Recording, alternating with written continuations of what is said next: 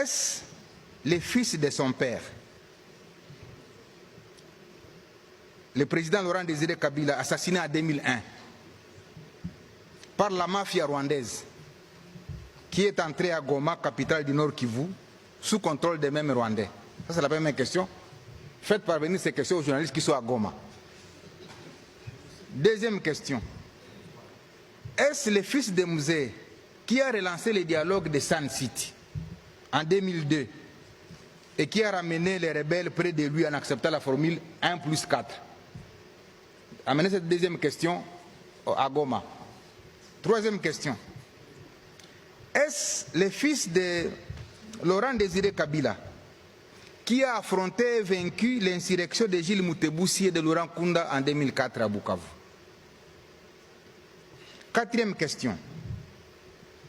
Est-ce le fils de Musée qui, à mon avènement à la tête de la province du Nord Kivu, comme premier gouverneur élu, a piloté les opérations contre Laurent Kunda? Cinquième question.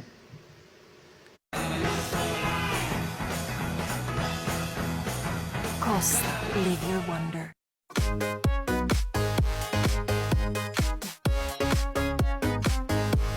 La porte de Goma.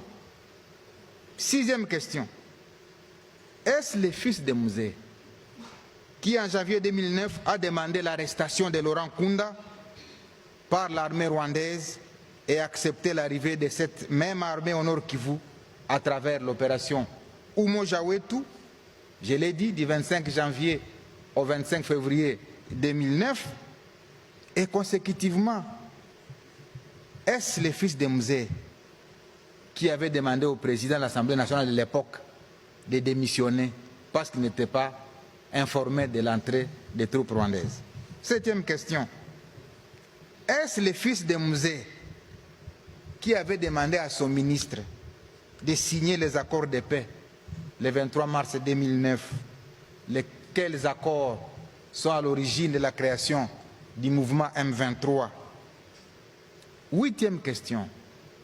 Est-ce le fils de Musée qui a ordonné au général Etumba de concevoir l'opération Pomme Orange qui a mis fin au M23 le 5 novembre 2013, d'où mon arrivée le 6 novembre 2013? Neuvième question. Est-ce le fils de Musée qui a radié les officiers M23 de l'armée pour qu'ils se retrouvent aujourd'hui à leur côté pour sa sécurité? Dixième question que vous allez amener à Goma. Est-ce le fils de Musée qui, voulant rester au pouvoir, a inventé le terme glissement, mais finalement a accepté de céder le pouvoir en 2019, ouvrant ainsi le pays à ce qu'on a appelé la passation civilisée, la première alternance? Est-ce que vraiment c'est celui-là qui se retrouve à Goma? 11e et avant-dernière, parce que je vais parler en 12 points aussi, 12 questions. Est-ce le président honoraire qui a été salué à travers le monde pour son sens élevé des meilleurs élèves de la démocratie, malgré son jeune âge et son passé militaire, ce qui pouvait nourrir en lui l'ambition de se comporter comme ses voisins qui ont plus de 30 ans au pouvoir? Et 12, enfin, est-ce que c'est cet homme, jadis considéré comme grand esprit, qui se trouve réellement aux côtés de ces bourreaux d'hier,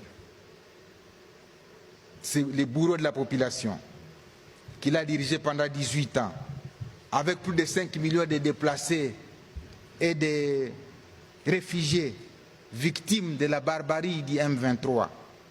Est-ce encore lui qui a pleuré le colonel Mamadou? Est-ce encore lui qui a pleuré le général Baouma? Non. Est-ce encore lui qui se souvient qu'il y a eu 10 000 morts à Goma, qu'il y a eu 5 000 morts à Bukavu? Est-ce encore lui? Voilà les 12 questions.